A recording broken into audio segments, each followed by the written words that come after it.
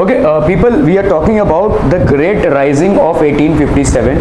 एक कॉमन सा चैप्टर है दोनों भी बोर्ड्स में, और इस चैप्टर में बेसिकली हम डिस्कस करते हैं कि हमारे स्वाधीनता संग्राम में, ठीक है, जो इंग्लिश या ब्रिटिशर्स आए थे उनके अगेंस्ट में 1857 में एक रिवोल्ट हुआ था, ठीक है, 1857 में, और ये पहला रिवोल्ट था, ठीक है, जब बहुत सारे, तभी इंडिया एक पूरा नेशन नहीं था, इंडिया बटा हुआ था, बेसिक छोटे छोटे गुटों में बटा हुआ था, छोटे छोटे राज्यों में बटा हुआ था, and there was a revolt, ठीक है, देयर वाज बेसिकली एक बगावत हुई थी उस टाइम पे, 1857 की ग्रेट अपराइजिंग बोलते हैं हम इसको, ठीक है, और ये आगे चल के हमारे फ्रीडम मूवमेंट में हमारे फ्रीडम फाइटर्स के लिए एक मिसाल बना। इस मिसाल को, मतलब इस एग्जाम्पल को कोट करते थे वो, कि भाई अगर चंद लोग अगेंस्ट ब्रिटिशर्स इकट्ठा हो सकते हैं, लड़ सकते हैं और उनको चुनौती दे सकते हैं, why can't we as an entire nation, ठीक है। So great rising of 1857, it's an interesting chapter, it shows how people like Lakshmi Bai Rani of Jhansi, Jhansi की रानी जिसको हम बोलते हैं, ठीक है, बहादुर Shah Zafar, Tatya Tope, these were people who had shown a revolt और who have risen up against the British empire. तभी ब्रिटिश एम्पायर 200 साल पुराना नहीं था, ठीक है, it was hardly very new, लेकिन वो धीरे धीरे एक्सपैंड कर रहा था इंडिया में, और इसके अगेंस्ट में इन लोगों ने लड़ाई छड़ी, ठीक है। So how did the policies and the people, nawabs lose their power, तो यहाँ पे भाई साहब जितने भी नवाब थे वो they were losing their people. So when people rebel 1857 and after, तो जब लोगों ने बगावत की, ठीक है, किसके अगेंस्ट में भाई साहब, ब्रिटिशर्स के अगेंस्ट में, when people rebel in 1857, sepoys and peasants gathered information for the revolution that spread across the plains of northern India in 1857। सीपॉयज कौन थे? सीपॉयज बेसिकली इंडियन लोग थे जिनको आर्मी में रिक्रूट किया गया था, ठीक है। So these were basically Indians who were recruited in the army. तो sepoys and peasants gather forces for the revolt. तुम लोग का रिजल्ट अभी तक आउट नहीं हुआ है? हाँ, लेकिन रिजल्ट तो आउट हो गया होगा ना, तो मार्क्स नहीं भेज सकते हैं। आपका भी नहीं आया है? आपका तो कभी आता ही नहीं है। मुझे सिर्फ इनका मार्क्स मिला हुआ है अभी तक, इनका, उनका और भारती का, बाकी किसी का मार्क्स ही नहीं आया है। सिद्धि आपका भी मार्क्स नहीं आया मुझे, क्यों? What is the reason for delay? Marks तो मालूम चल गया होंगे ना, तो टाइप करके भेजने में कितना देर जाता है? Sepoys and peasants gather forces for the revolt that spread across the plains of northern India in 1857। तो 1857 में सीपॉयज मतलब जो इंडियंस थे लेकिन जो ब्रिटिश के आर्मी में थे। ब्रिटिशर्स ने बहुत बड़ी आर्मी बनाई थी जिसमें इंडियंस भी थे। तो सीपॉयज एंड पीजेंट्स, पीजेंट्स मतलब कौन हो गया भाई साहब? फार्मर्स, गरीब लोग। दे गैदर फोर्सेस, तो इन्होंने पूरा एक आर्मी बनाया, एंड दे रिवोल्टेड अगेंस्ट, ठीक है, in 1850। Policies and the people, in the previous chapters you looked at the policies of the east India company. East India company कौन थी भाई साहब? East India Company was basically the name of the British company that had come to do business in India। इनका purpose पहले क्या था भाई साहब? इनका पर्पस क्या था भाई साहब? Business. So their first purpose was to do business in India. लेकिन इन्होंने देखा कि भाई साहब इंडिया जो है तो गुटों में बटा हुआ है, ठीक है, तो यहाँ पे ये आराम से बिना बिजनेस किए रूल करके इंडिया को लूट सकते हैं, ठीक है। So that's what they change their strategy in, ठीक है। So East India Company was the company which had come to do business in India, but finally they saw that India was so weak, India was so segregated in small parts that they would basically, तो इन लोग क्या करेंगे भाई साहब? इन लोग India को लूटेंगे, और इंडिया को लूटने के लिए इन्होंने फिर रूल करना चालू कर दिया, ठीक है। So and the effect they had on different people. So बहुत सारे पॉलिसीज थी ब्रिटिश इंडिया की। These policies impacted kings, soldiers, tribals, landlords, peasants, queens, ठीक है। तो इन्होंने बहुत सारे भाई साहब पॉलिसीज लाए। ईस्ट इंडिया कंपनी धीरे धीरे किसमें परिवर्तित हो रही थी भाई साहब? East India Company was basically transforming into British empire, ठीक है। और इन्होंने बहुत सारे पॉलिसीज लाए जो किसको किसको इम्पैक्ट कर रहे थे? किंग्स को इम्पैक्ट कर रहे थे, सोल्जर्स के अगेंस्ट में जा रहे थे, ट्राइबल्स मतलब जो जंगलों में रहते हैं जो लोग, उनको इम्पैक्ट कर रहे थे, लैंडलॉर्ड्स, ठीक है, जो लैंडलॉर्ड्स होते हैं मतलब जो जमींदार वगैरह होते हैं उनको इम्पैक्ट कर रहे थे, पीजेंट्स मतलब फार्मर्स, एंड क्वींस, इन सब को इम्पैक्ट कर रहे थे ये सारी चीजें, ठीक है। They were impacting all these things. You may have also seen how people resist policies and actions that harm their interests or go against their sentiments.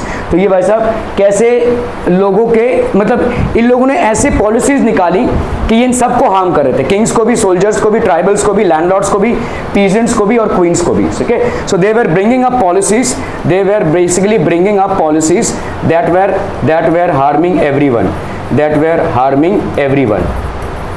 ठीक है, दैट वर हार्मिंग एवरीवन. ठीक है, क्लियर है? Okay, so nawabs lose their power. जितने भी बड़े बड़े nawabs थे दे स्टार्टेड लूजिंग देयर पावर. इनके भाई साहब जो टेरिटरीज थे वो ब्रिटिशर्स ने क्या करने लगे, अपने आप एनेक्स करने लगे. ठीक है, तो these were nawabs and they had powers. तो नवाब्स मतलब कुछ छोटे मोटे राज्यों के ये नवाब हुआ करते थे. इनके टेरिटरीज क्या करने लगे, ब्रिटिशर्स लोग छीनने लगे. ठीक है, nawabs since the mid 18th century nawabs and rajas had seen their power erode.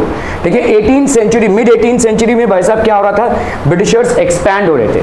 ठीक है, by the mid of 18th century the Britishers were expanding and hence nawabs और राजास क्या हो रहे थे भाई साहब, इनके पावर्स क्या हो रहे थे, इरोड हो रहे थे. इनके पावर्स धीरे धीरे खत्म हो रहे थे क्योंकि ब्रिटिशर्स इनके पावर्स को स्नैच कर रहे थे.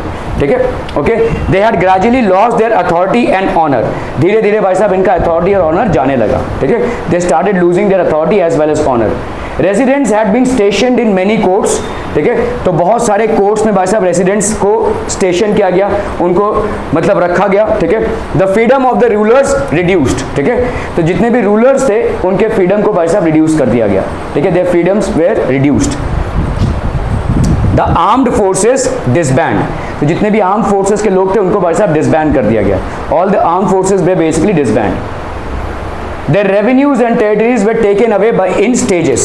धीरे धीरे धीरे उनके रेवेन्यूज और टेरिटरीज को लिया जाने लगा. ठीक है, their revenues and territories were taken away in stages. छोटे छोटे स्टेजेस में इनके रेवेन्यूज और टेरिटरीज को, जितने भी राजा लोग थे उनके रेवेन्यूज और टेरिटरीज को ऐड कर दिया जाने लगा. ठीक है, they were basically added. Many ruling families tried to negotiate with the company to protect their interest. तो भाई साहब जब देख रहे हैं लोग पावरफुल हैं और लोग धीरे धीरे हमारे सारे जो टेरिटरीज हैं वो एनेक्स कर रहे हैं, तो रूलिंग फैमिलीज क्या करने लगे भाई साहब, थोड़ा मोल भाव करने लगे. अरे पूरा मत लो, 45% ले लो, 55% हमारे पास रहने दो, या ऐसा नेगोशिएट करने लगे. ठीक है, when they started seeing that their entire kingdoms were getting lost to the British empire, they started negotiating heavily with the British empire. ठीक है, उनके साथ नेगोशिएट करने लगे. Many ruling families try to negotiate with the company to protect their interest. ठीक है, for example Rani Lakshmibai of Jhansi wanted the company to recognise her adopted son as the heir to the kingdom after the death of her husband. अभी Britishers ने भाई साहब एक rule निकाला कि समझ लो उस टाइम पे क्या होता था, ये राजा है, उसका बेटा राजा होगा, उसका बेटा राजा होगा, उसका बेटा राजा होगा. ये मोनार्कियल रूल है. तो अगर समझ लो किसी को बच्चा नहीं हुआ या लड़की हुई है तो वो राजा नहीं बन सकती उस जमाने में. तो क्या करते थे लोग, अडॉप्ट करते थे, बच्चों को अडॉप्ट करते थे, गोद लेते थे. ठीक है, तो लेकिन ब्रिटिशर्स ने बोला कि गोद लिए हुए बच्चे राजा नहीं बन सकते, इनका रूल है भाई साहब. ठीक है, so any son who is adopted can not become the king. ठीक है, तो रानी लक्ष्मीबाई ने एक अडॉप्टेड सन था उनको, तो Rani Lakshmibai of Jhansi wanted the company to recognise her adopted son as the heir to the kingdom after the death of her husband. तो after the death of her husband she wanted the Britishers to recognise her adopted son as the heir और as the ruler of the kingdom. लेकिन उन्होंने refuse कर दिया, मना कर दिया, बोला कि नहीं, आपका किंगडम नहीं रहेगा क्योंकि आपको मतलब आपका लड़का नहीं है, ये अडॉप्टेड बच्चा है आपका. ठीक है, so that's one thing. Nawabs lose their power. Nana Sahib the adopted son of Peshwa Bajirao. तो पेशवा बाजीराव सेकंड थे, उन्होंने नाना साहेब को अडॉप्ट किया था. नाना साहेब को pleaded that he be given his father's pension when the latter died. तो पेंशन मिला करता था, जितने भी राजा महाराजा हैं उनको पेंशन मिला करता था, मतलब एक ईयरली इनकम मिला करता था. तो उनको ये नाना साहब ने बोला कि भाई मैं पेशवा बाजीराव का अडॉप्टेड सन हूँ, so why should I not get the pension. तो इन्होंने बोला नहीं, क्योंकि आप अडॉप्टेड सन है हम आपको लीगल हायर नहीं मानते. लीगल हायर मतलब जो वारिस है. ठीक है, वारिस, किंगडम का वारिस. ठीक है, ये आप लीगल हायर नहीं है, हम आपको नहीं देंगे. ब्रिटिशर्स ने मना कर दिया, ठीक है। So they basically refused. However the company confident of its superiority and military powers turn down these pleas. तो इन लोग सब ने रिक्वेस्ट किया कि भाई हमें भी रिकॉग्नाइज कीजिए एज रूलर्स, हमें भी वो अथॉरिटी दीजिए जो हमारे पूर्वजों को मिलता था, हमें भी वो राइट्स चाहिए, जो हमें जो पेंशन मिलता था उनको वो हमें भी चाहिए। तो दे अनरिकॉग्नाइज देयर प्लीज। कुछ दरवाजे को बंद कर दीजिए ना प्लीज, ठीक है। तो इनके जो भी रिक्वेस्ट या प्लीज थे इनको टर्न डाउन कर दिया जाने लगा, ठीक है। That were basically turned down. All their request and pleas that was made was turn down by the British empire, ठीक है। Policies and the people, nawabs lose their power. अभी भाई साहब क्या हो रहा था, Awadh was one of the last territories to be annexed. तो अवध एक ऐसा, तो ये ब्रिटिशर्स लोग क्या कर रहे थे कि अगर कोई किंगडम है जिसमें लीगल हायर नहीं है, एडॉप्टेड सन है, तो उसको वो राजा नहीं मानेंगे और उस किंगडम को ब्रिटिश एम्पायर में इंक्लूड कर लेंगे। रातों रात भाई साहब ये किंगडम हमारे अंदर चलाएगा। Because you do not have a legal heir to the throne, we will annex your kingdom to ours. That was their policy. तो Awadh was one of the last territories. इस तरह से उन्होंने बहुत सारे टेरिटरीज को ऑल ओवर इंडिया एनेक्स कर लिया। एनेक्स कर लिया मतलब ऐड कर लिया अपने किंगडम में। To annex means to add, ठीक है। Annex means to add in their kingdom. So Awadh was one of the last kingdoms to be basically added into the British Empire. अगर लीगल हायर नहीं है, अगर adopted सन है, तो हम उसको बेसिकली राजा नहीं मानेंगे और ये जो आपकी टेरिटरी है ये हमारी हो जाएगी, ऐसा ब्रिटिशर्स का पॉलिसी था। तो Awadh was one of the last kingdoms. In 1801, a subsidiary alliance was imposed on Awadh and in 1856 it was taken over, ठीक है। Subsidiary alliance ये क्या होता है, we will understand, ठीक है। तो 1801 में भाई साहब क्या हुआ, there was a subsidiary alliance that was imposed on Awadh। Awadh पे एक subsidiary alliance लगा and 1856 it was taken over, ठीक है। इसको taken over कर दिया गया, ठीक है। Governor general Dalhousie declared that the territory was being misgoverned and British rule was needed to ensure proper administration। इन्होंने बोला भाई साहब ये जो अवध किंगडम है इसमें ठीक से गवर्नेंस नहीं हो रही है, जो भी इसको चला रहा है ठीक से नहीं चला पा रहा है, इसीलिए अभी हमको आना पड़ेगा, ठीक है। So Dalhousie, lord Dalhousie, what he said was that this is under poor administration, hence the British kingdom will take over. तो ये कुछ भी कर रहे थे, कभी बोल रहे हैं कि भाई साहब आपका लीगल हायर नहीं है तो हम आपकी टेरिटरी ले लेंगे, कभी बोल रहे हैं भाई साहब आपका गवर्नेंस सही तरीके से नहीं है, so we will annex it, ठीक है।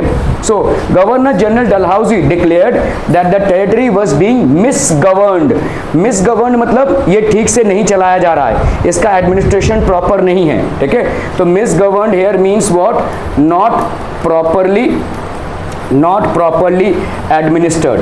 misgoverned means not properly administered, so we will take over। तो इसको टेक ओवर कर लिया गया भाई साहब, ठीक है।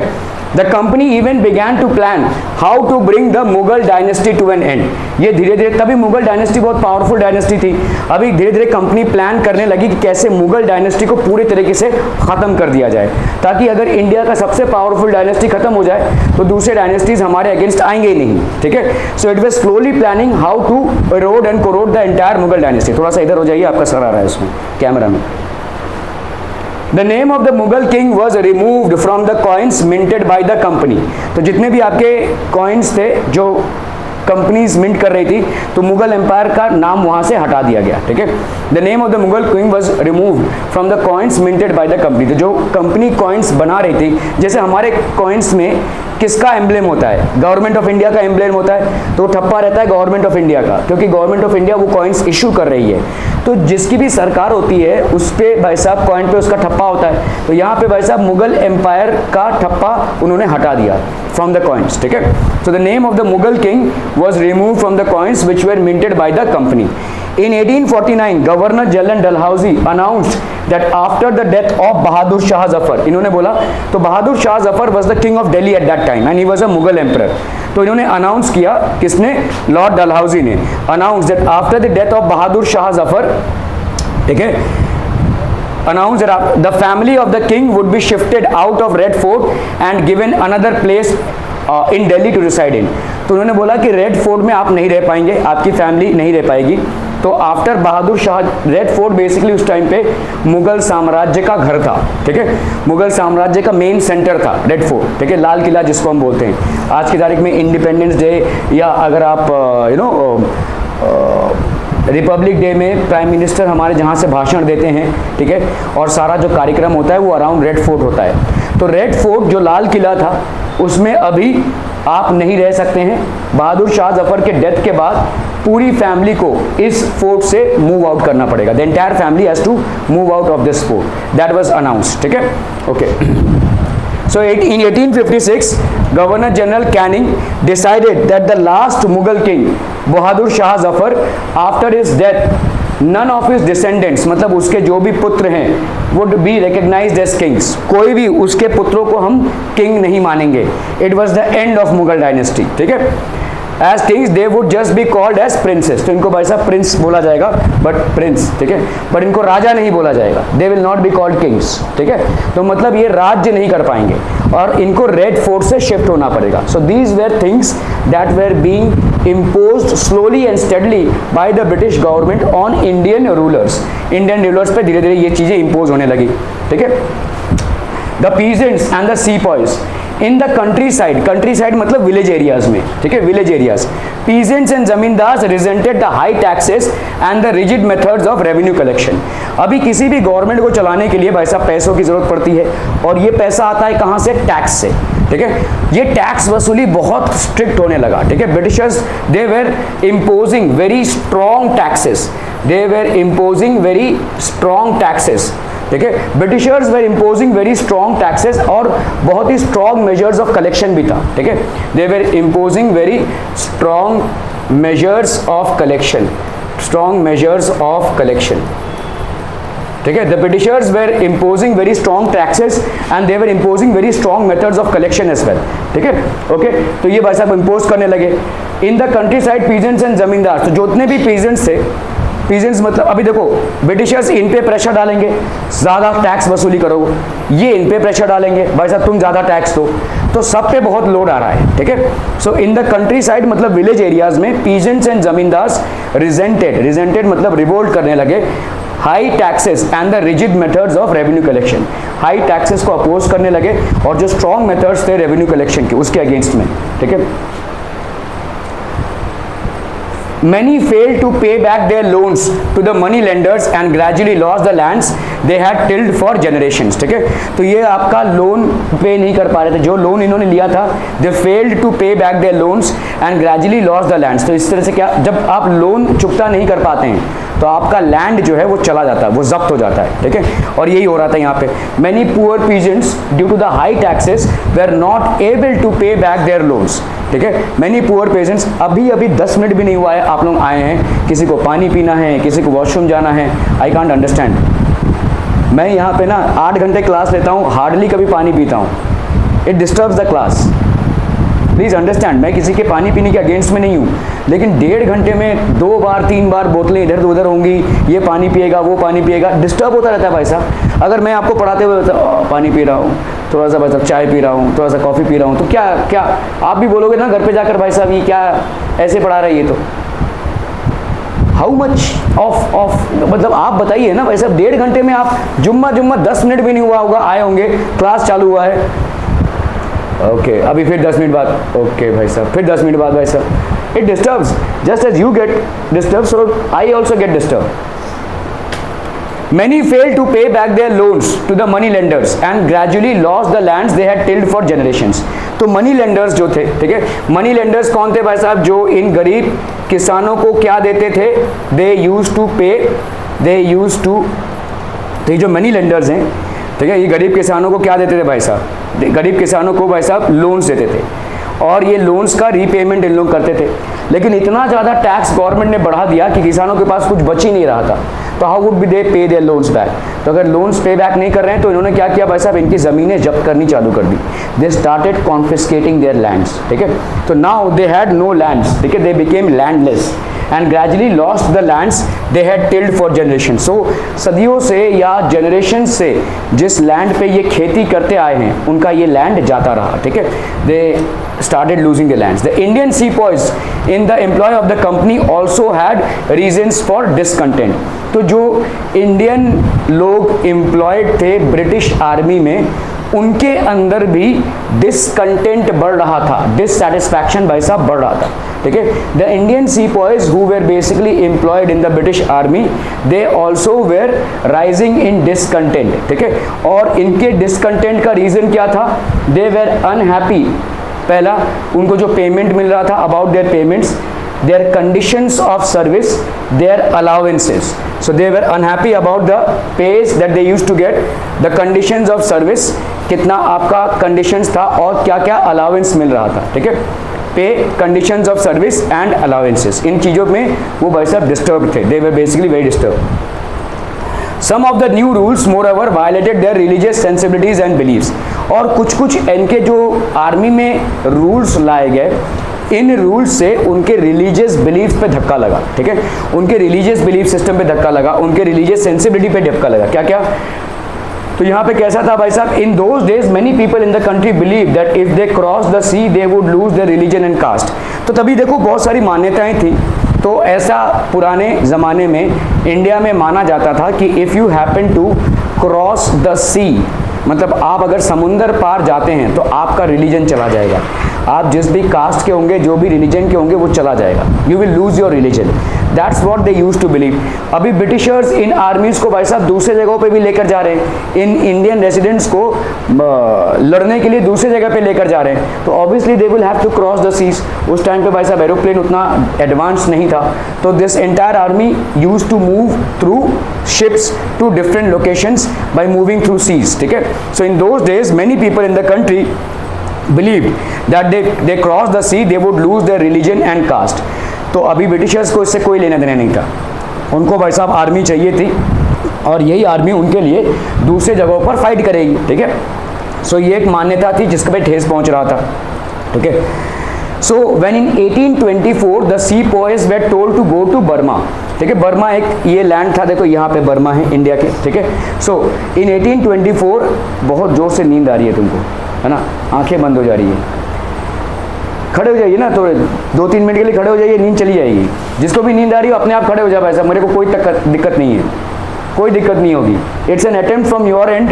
मैं ये नहीं बोल रहा हूँ कि आपको नींद नहीं आ सकती है, बट ऑब्वियस है आपका अगर इंटरेस्ट नहीं आ रहा हो तो आपको नींद आती रहेगी। अब इसके लिए मैं आपको मार धाड़ तो कर नहीं सकता, लेकिन अगर आपको वाकई में अटेंशन पे करना है, stand up for a while, in 2 to 3 minutes you will lose the sleep and your attention will again be back.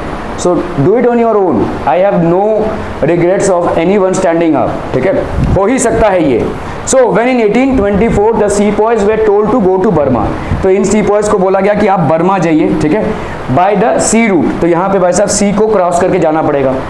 To fight for the company they refuse to follow the order though they agreed to go by the land route. तो इन्होंने बोला कि अगर भाई साहब हमको land route से भेजा जाए तो हम जाएंगे, लेकिन सी रूट से नहीं जाएंगे, क्योंकि हमारे धर्म में ये बोला गया है कि अगर आप सी रूट से कहीं दूसरे कंट्री पे जाते हैं तो आपकी जात चली जाएगी, आप you will lose your religion, ठीक है। तो ये हमारे रिलीजियस बिलीव्स के अगेंस्ट है, ठीक है। So that is what they believed इन। तो सी रूट इनके लिए भाई साहब इन्होंने बोला सी रूट से हम नहीं जाएंगे, हम लैंड रूट से भले ही चले जाएं, ठीक है, we will go by land route, we will not go by sea route. Okay, they were severely punished and since the issue did not die down in 1856 the company passed a new law। और जिन लोगों ने भी ऐसा बोला कि हम भाई साहब सी रूट से नहीं जाएंगे, उनको बहुत कड़े पनिशमेंट्स दिए गए, ठीक है। इन the army they were severely punished, ठीक है। और फाइनली 1856 में कंपनी ने एक नया लॉ लाया, ठीक है। क्या था भाई साहब? Every new person who takes up employment in the company's army has to agree to serve overseas if required.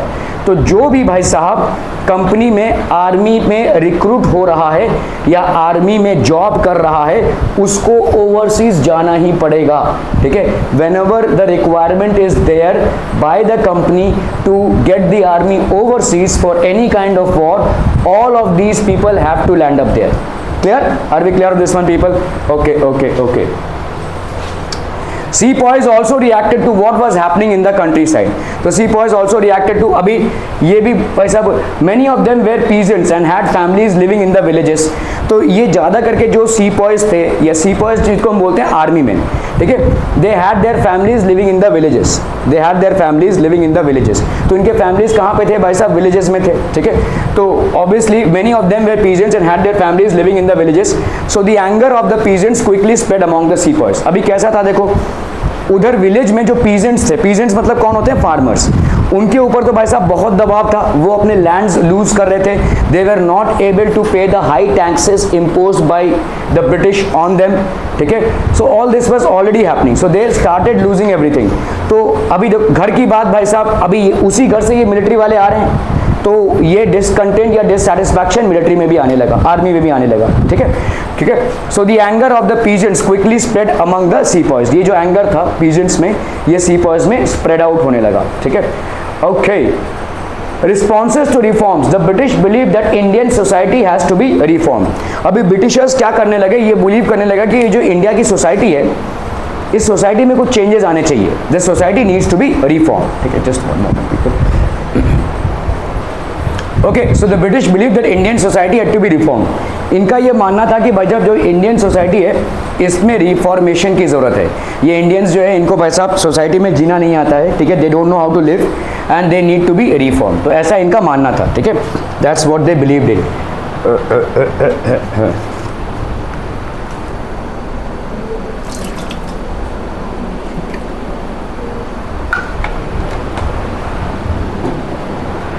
Okay, so the British believed that the Indian society had to be reformed. ठीक है, Indian society में reformation की जरूरत है. Laws were passed to stop the practice of sati. तो एक प्रथा हुआ करती थी जिसको हम सती प्रथा बोलते हैं. Anybody aware of this? तो what used to happen as per this tradition is that Indian women who lost their husbands, जिनके हस्बैंड्स की डेथ हो जाती थी फॉर वॉट एवर रीजन्स, ठीक है, अगर उनके हस्बैंड्स की डेथ हो जाती थी तो हस्बैंड की चिता पे ही उनको जिंदा जला दिया जाता था. They were burned alive on the funeral pyre of their husbands, ठीक है. इसको हम सती प्रथा बोलते थे. तो laws were passed to stop the practice of sati, ठीक है. So laws were passed to stop the practice of sati, मतलब सती प्रथा को बैन करने दिया जा रहा है. And to encourage the remarriage of widows. तो इन्होंने बोला कि भाई साहब ये सती प्रथा को बंद करो, ठीक है, और रीमैरिज ऑफ विडोज करो. जो भी विडोज हैं, पीपल और rather ladies who have lost their husbands, they will be remarried, ठीक है. तो रीमैरिज की जो प्रथा थी वो पहले नहीं हुआ करती थी. मतलब एक बार कोई विडो हो गई, अगर एक बार कोई विधवा हो गई, ठीक है, तो she either had to undergo sati और she had to live a life, एक सन्यासी का लाइफ जीना पड़ेगा उसको, ठीक है. लेकिन इन्होंने बोला कि भाई नहीं, हम फिर से रीमैरिज करेंगे. तो ये सारी चीज़ें आने लगी. तो English language education was actively promoted. तो इंग्लिश लैंग्वेज का एजुकेशन स्कूल्स और कॉलेजेस में प्रोमोट होने लगा कि वी शुड लर्न इंग्लिश, ठीक है. तो ये सारी चीज़ें आपके भाई साहब. In 1830, the company allowed Christian missionaries to function freely in its domain and even own land and property. तो क्रिश्चियन मिशनरीज जो कहाँ से आ रहे थे भाई साहब? ब्रिटिश थे, ठीक है. तो क्रिश्चियन मिशनरीज कहाँ से आ रहे थे भाई साहब? They were coming from Britain, ठीक है. They were coming from Britain. So what they did was the company allowed the Christian missionaries to function freely. तो आप फ्रीली फंक्शन कीजिए, ठीक है. And even own land and property, और land और property भी भाई साहब ओन करें. They should own land and property as well, ठीक है.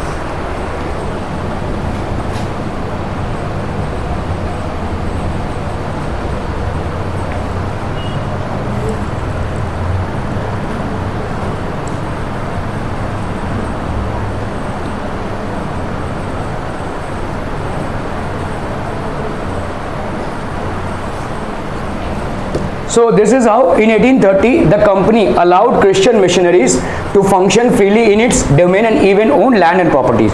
तो क्रिश्चियन मिशनरीज को उन्होंने भाई साहब अलाउ कर दिया कि आप यहाँ पे भाई साहब क्रिश्चियनिटी को प्रोपोगेट कीजिए. क्रिश्चियनिटी ब्रिटिशर्स का रिलीजन हुआ करता था, तो आप यहाँ पे क्रिश्चियनिटी को फ्रीली प्रोपोगेट कीजिए.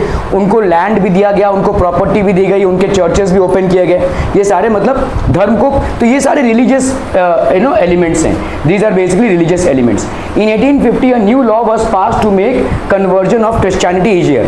तो इन्होंने भाई साहब बहुत तरीके से लोगों को प्रोत्साहित किया कि वो क्रिश्चियंस बन जाए, ठीक है। तो कन्वर्जन, कोई अगर हिंदू या कोई अगर मुस्लिम क्रिश्चियन बनना चाहता है तो बड़ी आसानी से ये कन्वर्जन हो सकता है, ठीक है। In 1850 a new law was passed to make conversion into Christianity easier, ठीक है। This law allowed an Indian who had converted to Christianity to inherit the property of his ancestors.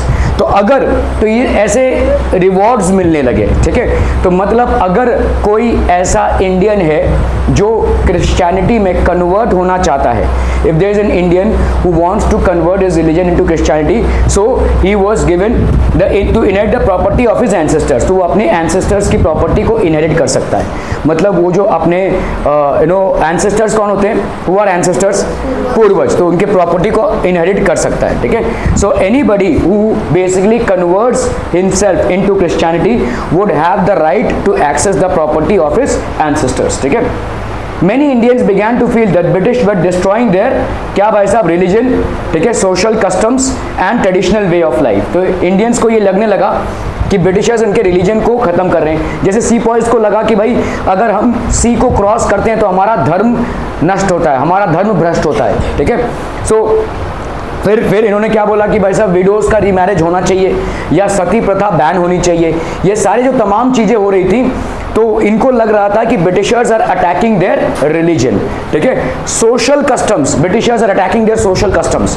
तो सोशल कस्टम्स क्या क्या थे भाई साहब आपके, what were the social customs, social customs क्या क्या थे भाई साहब, ठीक है। तो एक तो आपका जो धर्म परिवर्तन था, मतलब अगर कोई क्रिश्चियनिटी अडॉप्ट करना चाहता है तो उसको भाई साहब अपने पूर्वजों की प्रॉपर्टी आराम से मिल जाएगी।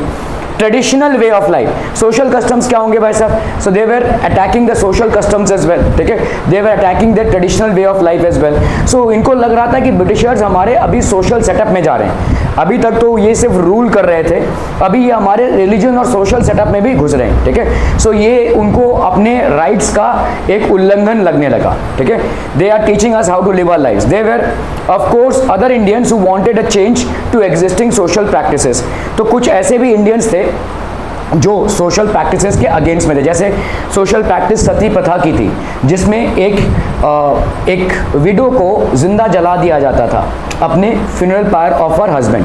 तो हस्बैंड की चिता जब जलती थी, मतलब हस्बैंड की मृत्यु के बाद जब उसकी चिता जलती थी तो उसी चिता में उस वाइफ को भी झोंक दिया जाता था, ठीक है। आप सोचिए मतलब कितना ज़्यादा ये पीड़ादायक एक सेरेमनी होगा, ठीक है। सो बहुत सारे इंडियन लीडर्स ने इसको सपोर्ट किया कि इसको बैन कर देना चाहिए। जैसे राजा राम मोहन रॉय, ठीक है, Raja Ram Mohan Roy was a social activist who was against the burning of the this, ठीक है। और भी बहुत सारे लोग थे, जैसे यहाँ पे शूद्रों को या लोअर कास्ट के लोगों को बहुत टॉर्चर किया जाता था, ठीक है। They were told to live outside the village, they were told not to use the premises of the village for drinking water, ठीक है। They were told not to come in the way of Brahmins. ऐसा बहुत सारा काम होने लगा, ठीक है। इतना आवाज़ कर रहे भाई साहब ये लोग, धड़ाम धड़ूम। Certain things which should not be there in the society, ठीक है। लेकिन उस टाइम पे लोग इसको ही मानते थे, जो हमारी मान्यताएं थी उस टाइम पे बहुत स्ट्रांग थी। तो कुछ लोगों ने ब्रिटिशर्स के इस डिसीजन को सपोर्ट किया और उनका हेल्प भी लिया। उन्होंने जाकर ब्रिटिशर्स को बोला कि इसको बंद करवाइए, ये जो सती प्रथा है ये बंद होनी चाहिए, विडो रीमैरिज होनी चाहिए। विडो रीमैरिज क्यों होनी चाहिए, क्योंकि उस टाइम पे कैसा होता था कि समझ लो बहुत कोई ओल्ड इंसान है, ठीक है, लेकिन उस पैसे वाला है, और कोई गरीब किसान की बेटी है जिसकी शादी नहीं हो पा रही है क्योंकि वो दहेज नहीं दे पा रहा है, ठीक है। तो ये जो ओल्ड इंसान है वो बोलेगा कि चलो मैं तुम्हारी बेटी से शादी करता हूँ, ये लो मैं ही तुमको पैसे दे देता हूँ। तो ये भाई साहब खुशी खुशी अपनी बेटी को विदा कर देगा। लेकिन अभी क्या होगा, कुछ दिनों बाद ये बुढ़ा है तो ये मर जाएगा भाई साहब, he will die, and this girl who was married to this old fellow will become a widow for life, ठीक है। विडो फॉर लाइफ मतलब उसके पास अभी दो ही ऑप्शन बचेंगे, या तो उसको सती में झोंक दिया जाएगा या उसका भाई साहब वो पूरा जीवन भर अभी शादी नहीं कर सकती, उसको एक सन्यासी का लाइफ लीड करना पड़ेगा, ठीक है। सो अभी उसका पूरा जीवन बर्बाद है ना। और उस टाइम पे भाई साहब मैरिज एज 13-14 साल की होती थी, ठीक है। तो मतलब आप समझो भाई साहब वो अगर 50-60 साल तक जी रही है तो इतने सालों तक वो ऐसे ही एक विधवा बन के ही जिएगी, ठीक है। तो इसके अगेंस्ट में बहुत सारे जैसे ईश्वर चंद्र विद्यासागर, ठीक है, he was also a reformer, social reformer. इन्होंने जाके ब्रिटिशर्स से बोला से we should always impose certain laws to restrict and put a ban on these social customs which are followed within the Indian society, ठीक है। ये तो इन्होंने इसका सपोर्ट किया। So they were of course other Indians who wanted a change to the existing social practices. तो जो भी एग्जिस्टिंग सोशल प्रैक्टिसेस हैं उन पे उनको चेंज चाहिए था, ठीक है।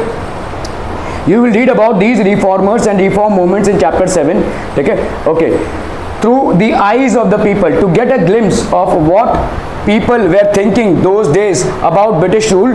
Study sources 1 and 2.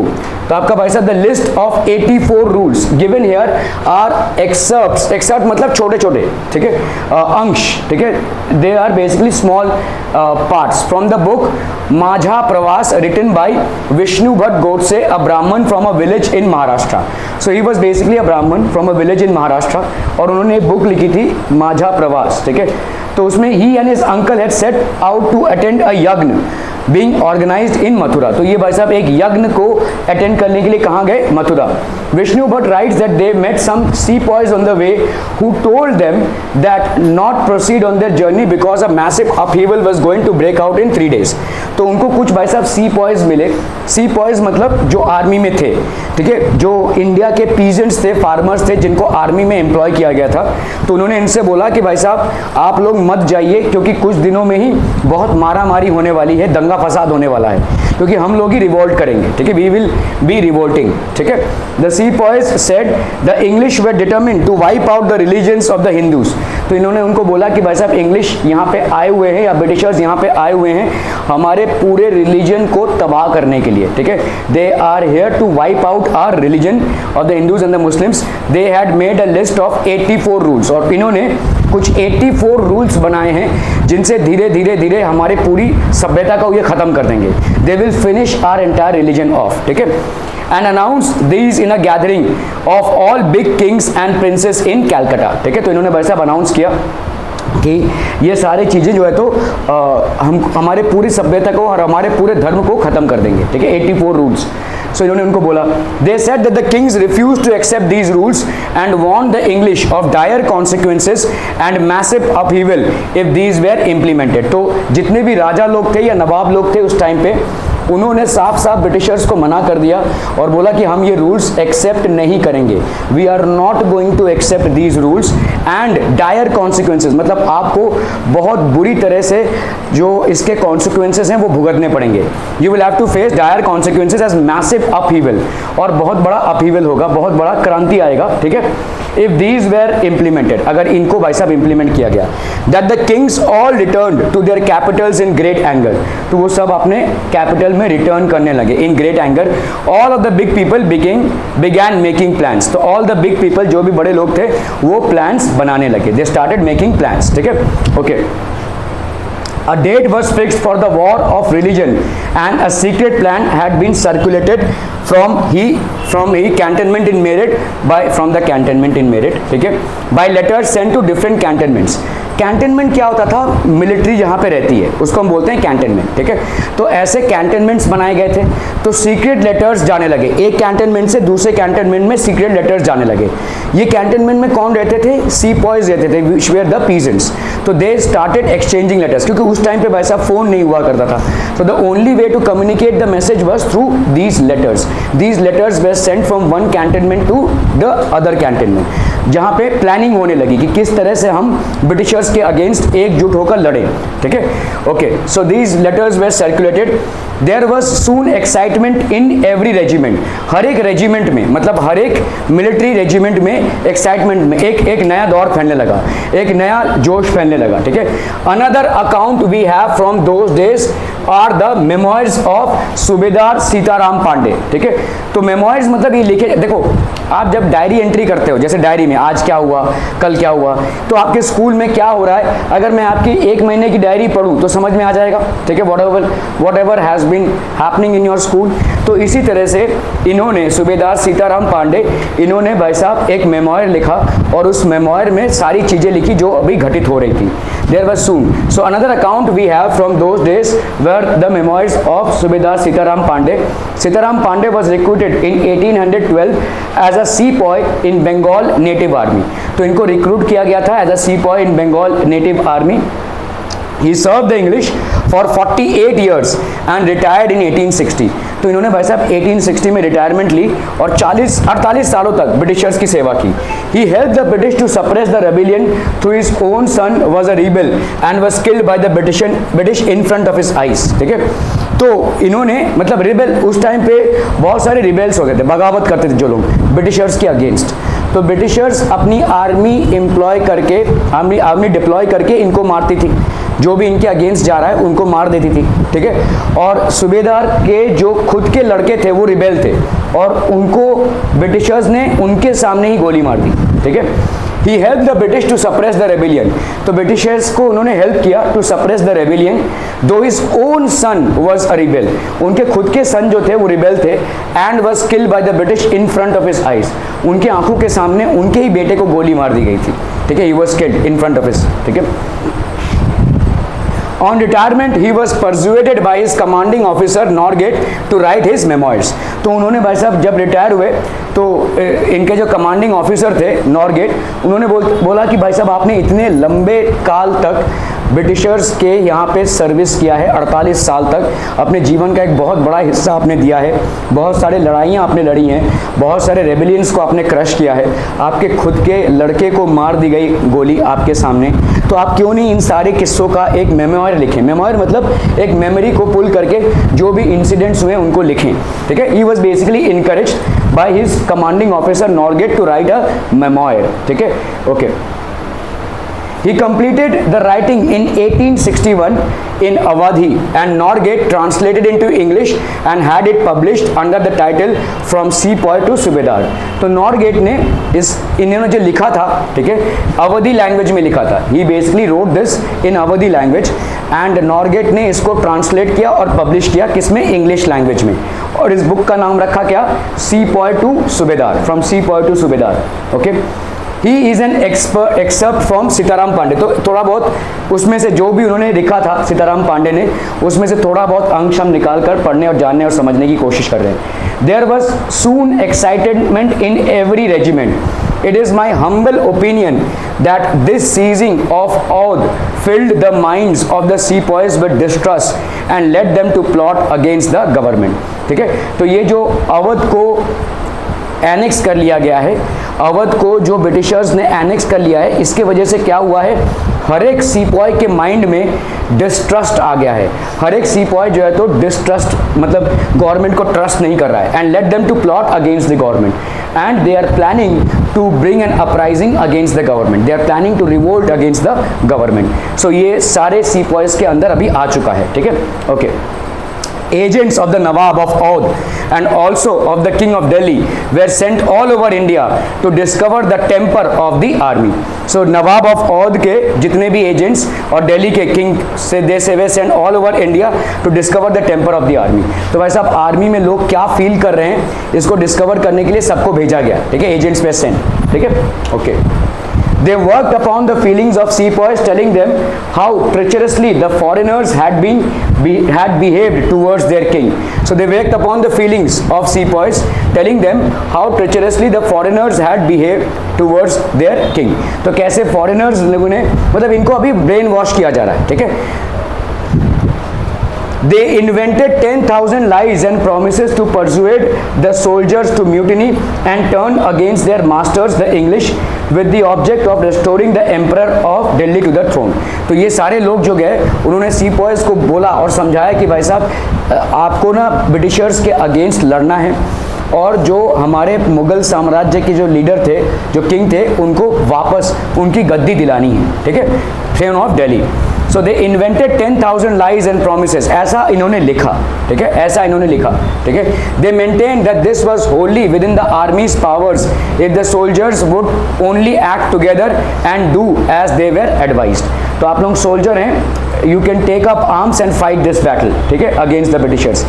It chanced that about this time the Sarkar sent parties of men from each regiment to different garrisons for instructions in the use of new rifle. अभी इसी टाइम पे जब ये सब सारी चीज़ें चल रही थी तो सरकार, मतलब ब्रिटिश सरकार, ठीक है, ब्रिटिश गवर्नमेंट, इन्होंने क्या किया, इन्होंने एक ट्रेनिंग टीम भेजी। तो नया राइफल आया था उस टाइम पे, राइफल मतलब बंदूक, नया राइफल आया था। तो नया राइफल को कैसे यूज़ करना है इसके बारे में ट्रेनिंग इम्पार्ट करने के लिए एक ट्रेनिंग टीम भेजी गई अलग अलग रेजिमेंट्स में। So these people were skilled in the usage of the new rifle and they started training the others, okay, in different regiments about how to use the new rifle. These men performed the new drill for some time until a report got about by some means or the other that the cartridges used for these new rifles were greased with the fat of cows and pigs, ठीक है। तो अभी क्या अफवाह फैलाई गई कि भाई साहब सब लोग अपना चल रहा था, ठीक है, राइफल को सीख रहे थे चलाना, लेकिन अफवाह ये फैलाई गई कि ये जो कार्ट्रिजेस यूज़ होते हैं, मतलब ये जो बुलेट्स यूज़ हो रहे हैं, इन बुलेट्स को ऐसे करके फिर डालना पड़ता था। मतलब उनका जो ये था ना, मतलब उनका जो स्टॉपर था उसको खोलना पड़ता था, ऐसे दांत से खोलना पड़ता था और फिर उसको गन में डाल के फिर फायर करते थे, ठीक है। तो ये अफवाह फैलाई गई कि ये जो है ये बुलेट जो है, ठीक है, द कार्ट्रिजेस मतलब bullet used for these new rifles were greased, इनको ग्रीसिंग की गई है with fat of cows and pigs, ठीक है। अभी देखो काउज, फैट ऑफ काउज मतलब काउ को मारा गया, उसका फैट निकाला गया है, और पिग्स को मारा गया है और उसका फैट निकाला गया है। Pigs are not consumed by Muslims and cows are not consumed by Hindus, ठीक है। तो ये उनके रिलीजियस सेंटीमेंट को सबसे बड़ा धक्का लगा, ठीक है, कि ये जो कार्टिज हमको यूज़ करने दिया जा रहा है, जिसको हमको दांतों से छील कर फिर अंदर डालना है, ठीक है, अगर हम दांतों का इस्तेमाल कर रहे हैं तो बेसिकली हम मरे हुए काऊ को या मरे हुए सुअर को हम बेसिकली यूज़ कर रहे हैं, ठीक है। And this was against the religion, so ये फैलाया गया, ठीक है, with the fat of cows and pigs. The man from our regiment wrote to others in the regiment telling them about this and there was soon excitement in every regiment. तो अभी ये news वैसा फैलने लगा, ठीक है, ये एक को चला फिर दूसरे को तीसरे को, ऐसा एक रेजिमेंट से दूसरे रेजिमेंट, एक मिलिट्री यूनिट से दूसरे मिलिट्री यूनिट में ये न्यूज़ धड़ाधड़ फैलने लगा, ठीक है, कि we are being forced to eat cows and pigs. ये हमारे धर्म के पूरे खिलाफ है, ठीक है।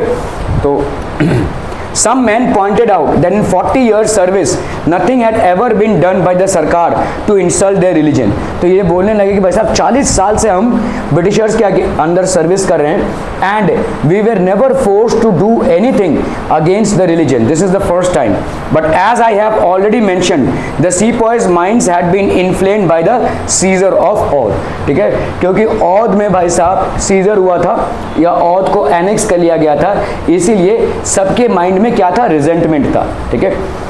Interested parties were quick to point out that the great aim of the English was to turn us all into Christians। जितने भी इंग्लिश हैं, ठीक है, तो इनको भाई साहब क्रिश्चियन बना दिया जाएगा। अभी धीरे धीरे ये सब बातें फैल रही हैं। And they had therefore introduce the cartridge, तो इन्होंने भाई साहब क्या किया है, कार्टिज इंट्रोड्यूस किया in order to bring this about since both Hindu Mohammedans and Hindus would be defiled by using it. तो जो भी हिंदू मोहम्मडन्स हैं, Hindus, they both will be defiled, मतलब दोनों के धर्म के सेंटिमेंट पे ठेस पहुंचेगी, ठीक है, अगर हम इन कार्टिजेस का यूज प्रचलन करें तो, ठीक है। The Colin Sahib was of the opinion that the excitement which even he could not fail to see would pass off as it had done before and he recommended me to go to my home। तो उन्होंने बोला कि भाई साहब तुम घर चले जाओ, अभी ये बात फैलने वाली है, अभी ये लोग झगड़ने वाले हैं, अभी वो लोग मारामारी पे उतरेंगे, ठीक है, कोई भी ये यूज़ नहीं करेगा ये राइफल, ठीक है। सीताराम पांडे, तो ये उन्होंने लिखा था, Sitaram Pandey from sepoy to सूबेदार, सीपॉय से सूबेदार बने थे ये, ठीक है। There was soon excitement in every regiment। तो एक्साइटमेंट था भाई साहब सब रेजिमेंट में, सब लोगों का जोश बढ़ने लगा कि ये हमारे धर्म के खिलाफ जा रहा है, ये हमको हमारे ही धर्म के खिलाफ ले जा रहे हैं, हमारे घर में जो हमारे पीजेंट्स वगैरह हैं उन पे भी वहाँ पे अत्याचार हो रहा है, हम पे भी अत्याचार हो रहा है, तो हमको अभी विद्रोह करना पड़ेगा, we have to rebel against them. So the sepoys were now uniting, rebel sepoys at Meerut attack officers, ठीक है। तो मेरठ में रिबेल सीपॉयज मतलब जिन्होंने बगावत की, ठीक है, सीपॉयज मतलब मिलिट्री वाले, enter their homes and set fire to their buildings. तो ये घुसे और जितने भी इंग्लिशमैन थे उनके घरों को जला दिया, ठीक है। Enter their homes and set fire to buildings, ठीक है। A mutiny becomes a popular rebellion। Mutiny मतलब क्या होती है भाई साहब, बगावत, ठीक है। When soldiers as a group disobey their officers in the army, तो सोल्जर्स सब ग्रुप में आ गए और उनके कमांडिंग ऑफिसर्स को उन्होंने डिसोबे कर दिया कि नहीं अभी हम आपका हुक्म नहीं मानेंगे। Now we will fight for our religion, we will fight for our social customs and we will fight for our peasants as well. You have been torturing us, और ये हमारे धर्म के खिलाफ जा रहे हो आप, ठीक है। So this was basically a mutiny, ठीक है। When soldiers act as a group disobey their officers, तो ये सब ग्रुप में आ गए और इन्होंने डिसोबे कर दिया अपने ऑफिसर्स को, ठीक है। Through struggles between the rulers and the ruled are not unusual. Sometimes such struggles become quite widespread as a popular resistance so that the power of the state breaks down. देखो ruler और जो rule कर रहा है हमेशा रहता ही है, ठीक है, हमेशा थोड़ा ना थोड़ा तो भाई साहब रहेगा ही। जो रूल है और जो रूल हो रहा है, जो रूलर है और जो रूल हो रहा है, इन दोनों पार्टीज में हमेशा कुछ ना कुछ भाई साहब डिफरेंसेस बने ही रहेंगे। लेकिन कभी कभी ये डिफरेंसेस बहुत बढ़ जाते हैं और इस कदर बढ़ जाते हैं कि मारा मारी पे उतर आते हैं दोनों पार्टीज, ठीक है। तब ये इसको सप्रेस करने की कोशिश करता है और ये भाई साहब और रिबेल करने की कोशिश करता है, ठीक है। सो और ये पूरा जो है तो स्टेट का कोलैप्स हो जाता है, पूरा जो स्टेट है या जो कंट्री है उसका कोलैप्स हो जाता है, ठीक है। तो पूरा जो मशीनरी है वो भाई साहब, पूरी जो एडमिनिस्ट्रेटिव मैकेनिज्म है वो टूट जाती है, ठीक है। So at times the mutiny spreads and there is a wide spread discontent between all the parties, ठीक है। A very large number of people begin to believe that they have a common enemy and rise up against the enemy at the same time। तो सारे लोग यही believe करने लगे कि इनका एक ही दुश्मन है, that is the British empire, ठीक है। They started believing that they had only one enemy, that the British empire, and they started rising up against it, they started rising up against it, ठीक है। For such a situation to develop, people have to organise, ठीक है, communicate, take initiative, display the confidence to turn the situation around. तो for such a situation to develop, इस तरीके की situation को develop करने के लिए लोगों को क्या करना पड़ेगा, धीरे धीरे सबको भाई साहब ऑर्गेनाइज करो, ठीक है। फिर कम्युनिकेट करो कि हमारे साथ ये हो रहा है, हमारे साथ वो हो रहा है, तो जो कॉमन प्रॉब्लम्स होंगी लोग उसमें यूनाइट हो जाएंगे, ठीक है। टेक इनिशिएटिव, फिर इनिशिएटिव लो भाई साहब, कहाँ पे किधर अटैक करना पड़ेगा, कैसे प्लानिंग करनी पड़ेगी। So these are basically initiatives. Initiatives मतलब आपको प्लान्स बनाने पड़ेंगे, proper plans. Display the confidence to turn the situation around, और भाई साहब कॉन्फिडेंस, हम इस चीज को इंप्रूव करेंगे, हम बगावत करेंगे और उनको ओवरथ्रो करेंगे, ठीक है। You should display that amount of confidence. Such a situation developed in the northern parts of India in 1857। 1857 में northern parts of India में इस तरीके की situation भाई साहब डेवलप होने लगी, ठीक है। Okay, after 100 years of conquest and administration, the English East India Company faced a massive revolution that started on May 1857। तो अभी देखो ब्रिटिशर्स को आए हुए ऑलमोस्ट 100 years हो चुके हैं। They have almost passed on 100 years in India. So Britishers have already managed 100 years of conquest and administration in India. The English East India Company faced a massive rebellion। अभी ये भाई साहब बहुत जोर से rebellion फेस करने लगे, ठीक है। Massive rebellion that started in May 1857। और ये कब स्टार्ट हुआ था भाई साहब, May 1857 को, ठीक है। And threatened the company's very presence in India। और इस पूरे प्रेजेंस को ये भाई साहब थ्रेटन करने लगी, ठीक है। मैसिव रेबेलियन मतलब एक बहुत बड़ी बगावत चालू हुई 1857 में, ठीक है। और हर क्वार्टर से हुई। पहले भाई साहब पीजेंट्स से, फिर पीजेंट्स से भाई साहब सोल्जर्स में आई, तो सोल्जर्स ने देखा कैसे भाई साहब उनका धर्म परिवर्तन हो रहा है, या उनको ऐसा लग रहा है कि हमको ज़बरदस्ती हमारे धर्म के अगेंस्ट काम करवाया जा रहा है, हमको ओवरसीज भेजा जा रहा है, हमको ऐसे राइफल्स यूज़ करने को दिए हुए हैं जिनके cartridges basically they are made up of the flesh of cows and pigs, ठीक है। तो ये सारी चीज़ें हैं, ठीक है, grease with the flesh of, okay। Sepoys mutinied in several places beginning from Meerut। तो म्यूटेंट मतलब अभी क्या हो गए, म्यूटनी पे आ गए, बगावत पे आ गए, ठीक है। पहला कहाँ था वैसा, Meerut. And a large number of people from different section of the society rose up in rebellion. तो अलग अलग सोर्सेज से, अलग अलग सोसाइटी के जगहों से भाई साहब there was a rebellion, there was a rebellion. sepoys starting rebelling, ठीक है, क्लियर है, they started to rebel.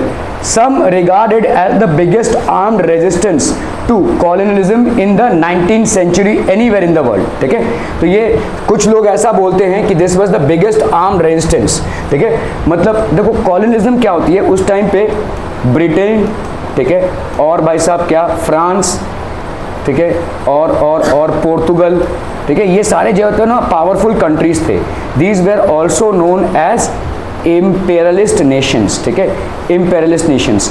ये क्या करते थे भाई साहब, गरीब जो नेशंस हैं उन पर क्या करते थे, दे यूज टू कब्जा करते थे, उनको लूटते थे और उनसे अपना काम चलाते थे, ठीक है। So some regarded as the biggest arm resistance to colonialism, colonialism पे भाई साहब सबसे बड़ा आर्म रेजिस्टेंस था ये, ठीक है, some regarded as the biggest arm resistance to colonialism in the 19th century anywhere in the world, तो 19th सेंचुरी में ये सबसे बड़ा रेजिस्टेंस था कॉलोनिज्म पे।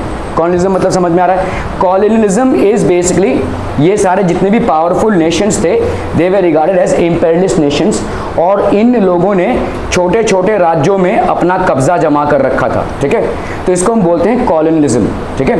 और सबसे बड़ा आर्म्ड स्ट्रगल हुआ था, ऐसा लोग मानते हैं कि सिर्फ इंडिया में ही सबसे बड़ा स्ट्रगल नहीं था, ये पूरे विश्व में सबसे बड़ा स्ट्रगल था, आर्म्ड रेजिस्टेंस अगेंस्ट कॉलोनिज्म, ठीक है। The battle in the cavalry lines, ठीक है, on the evening of 3rd July, cavalry lines मतलब मिलिट्री कैंटनमेंट एरियाज में जो भाई साहब जंग छिड़ी, ठीक है, on the evening of 3rd July 1857 over 3000 rebels came from Bareilly, crossed the river Jamuna, entered Delhi and attacked the British cavalry post, ठीक है, तो इन्होंने क्या किया भाई साहब, 3000 rebels came from Bareilly, ये बरेली से आए, Bareilly was basically a place, crossed the river Jamuna, Jamuna river को क्रॉस किया, and entered Delhi, they basically entered Delhi and attacked the British cavalry post, और इन्होंने ब्रिटिश कैवलरी पोस्ट को अटैक किया, ठीक है। सो देयर वर 3000 रिबल्स, 3000 लोग, ठीक है। So from Meerut to Delhi, ये जो जंग है वो मेरठ से दिल्ली में पहुंच गई भाई साहब, ठीक है।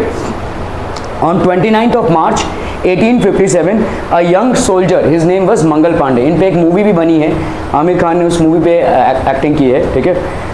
Mangal Pandey was hanged to death, ठीक है, इन्होंने भाई साहब 2 ऑफिसर्स को मार दिया था, ठीक है, इन्होंने बोला कि मैं ये कार्ट्रिज यूज नहीं करूंगा, I will not use this cartridge, ठीक है। So on 29th of March 1857 a young soldier Mangal Pandey was hanged to death, और उनको मिलिट्री कैंटनमेंट में ही उनको फांसी दे दी गई सबके सामने, ठीक है, was hanged to death for attacking his officers in Barrackpore, Barrackpore एक कैंटनमेंट एरिया था और उन्होंने सीधा इन ऑफिसर्स पे अटैक कर दिया, ठीक है। The sepoys of the regiment at Meerut refused to do army drill using the new cartridges, army drill मतलब क्या, ये जो ऐसा मतलब ऐसे करके जो कार्टिजेस को मुंह से छीलकर जो अंदर डालते थे, ठीक है, that was the army drill. Army drill क्या था भाई साहब, ये जो कार्टिजेस हैं इनको मुंह से छीलकर बंदूक में डालना और फायर करना, ठीक है। So they refuse to do this army drill, नहीं हम ये नहीं करेंगे, ठीक है, that's what they said, okay. As they were suspected of being coated with the fat of cows and pigs, तो ऐसा माना जाता था कि इनको भाई साहब कोट किया गया है किससे, काउज एंड पिग्स के फैट से, they were suspected of being coated. On the 9th of May 1857 85 sepoys were dismissed from the service, इनको नौकरी से निकाल दिया गया, ठीक है, इनको नौकरी से निकाल दिया गया, and sentence to 10 years in jail for disobeying their officers, ये बहुत ही कड़क पनिशमेंट मिला इनको, एक तो नौकरी से निकाल दिया गया, ऊपर से 10 साल के लिए इनको जेल में डाल दिया गया, ठीक है। डिसओबे किया इन्होंने अपने ऑफिसर्स को, इन्होंने उन कार्टिजेस को यूज करने से मना कर दिया जिस कार्टिजेस में ऐसा सस्पेक्ट किया जा रहा था कि it has been coated with the fat of cows and pigs, ठीक है। So that was the stern decision taken. The response of the other Indian soldiers in Meerut was quite extraordinary. On 10th of May the soldiers march to a jail in Meerut, तो ये भाई साहब jail में गए मार्च करते हुए, ठीक है, एंड रिलीज्ड द इम्प्रिजन्ड सीपॉयज, तो जिन भी सीपॉयज को भाई साहब यहाँ पे 10 साल के लिए बंद किया गया था उनको भाई साहब रिलीज करवाया, ठीक है, they were release. On 10th of May the soldiers march to a jail in Meerut and release the imprisoned sepoys and killed the British officers, और ब्रिटिश ऑफिसर्स को मार डाला, ठीक है। They captured guns and ammunition, तो जितना भी guns और एम्यूनेशन था उसको भाई साहब कैप्चर किया गया, ठीक है। They captured guns and ammunition and set fire to the buildings and properties of the British, और ये भाई साहब जितने भी बिल्डिंग थे, ठीक है, प्रॉपर्टीज था ब्रिटिशर्स के, इनको आग लगा दी, ठीक है। They basically set a fire, ठीक है, and declared war on the firangis, फिरंगी बोला जाता था ब्रिटिशर्स को, बेसिकली फॉरेनर्स का दूसरा नाम होता है फिरंगी, ठीक है, they were called firangis and properties of the British and declared war on the firangis, तो इन्होंने भाई साहब वॉर अनाउंस कर दिया अगेंस्ट द ब्रिटिशर्स और the firangis. When soldiers as a group disobey their officers in the army, ठीक है, इनको भाई साहब फिरंगीज बोलते हैं। The soldiers were determined to bring an end to their rule in the country, the soldiers भाई साहब डिटरमिन्ड थे कि इनके भाई साहब एंड कर दिया जाए इनका rule, to bring an end, but who would rule the land instead, ठीक है। the soldiers had an answer to this question, ठीक है, the Mughal emperor बहादुर शाह जफर। तो कभी अगर ब्रिटिशर्स चले गए तो who is going to rule, तो इनके पास आंसर था कि भाई this will be ruled by, this land will be ruled by Bahadur Shah Zafar, this will be ruled by Bahadur Shah Zafar, ठीक है। The sepoys of Meerut rode all night of 10th of May to reach Delhi in the early hours in next morning, ठीक है। तो ये भाई साहब गए, as news of their arrival spread, the regiments stationed in Delhi also rose up in rebellion, and again British officers were killed, arms and ammunition seized, buildings set on fire। फिर से भाई साहब क्या हुआ, फिर से म्यूटिनी हुई, फिर से ब्रिटिश ऑफिसर्स को मारा गया, बिल्डिंग्स में आग लगा दी गई, ठीक है। तो this was happening all across India, छोटे छोटे गुटों में ये हो ही रहा था, ठीक है। Triumphant soldiers gathered around the walls of Red Fort where Bahadur Shah Zafar lived and demanding to meet him, ठीक है। बादशाह जो बहादुर शाह जफर थे, तो इन्होंने सब ने भाई साहब रेड फोर्ट को पूरी तरफ से घेर लिया और बोला कि हमको भाई साहब बहादुर शाह जफर से मिलना है, हाँ तुम भाई साहब सो जाओ, ठीक है, बहादुर शाह जफर से हमको मिलना है, ठीक है, demanding to meet him. The emperor was not quite willing to challenge the mighty British power, तो पहले तो Bahadur Shah Zafar he was not ready to challenge the British power, but the soldiers persisted, soldiers बोले नहीं आप चैलेंज तो कीजिए, आप लड़िए तो सही, हम आपके साथ हैं, ठीक है। soldiers persisted, they forced their way into the palace and proclaimed Bahadur Shah Zafar as their leader, और वो पैलेस के अंदर घुस गए और उन्होंने बोला बहादुर Shah Zafar is our leader now, ठीक है, and we will follow him। the aging emperor had to accept this demand, तो बहुत बूढ़े हो चुके थे और उनके पास उतनी ताकत नहीं थी अभी, ठीक है, but still owing to the enthusiasm which has been shown by the soldiers who had entered and proclaimed him as their king, they said okay we will handle it now, ठीक है, I will become your ruler and I will become the king and I will accept what you are saying। he wrote letters to all the chiefs and rulers of the country, come forward and organize a confederacy of Indian states to fight the British, ठीक है। तो इन्होंने सारे chiefs और rulers को एक चिट्ठी लिखी, come forward and organize a confederacy of Indian states to fight the British, ठीक है। तो come forward and, ठीक है, this single step taken by Bahadur Shah had great implications, इनके बड़े results हुए, ठीक है। The Mughal dynasty had ruled a very large part of the country, Mughal dynasty जो है तो बहुत बड़े पार्ट में रूल कर रहा था।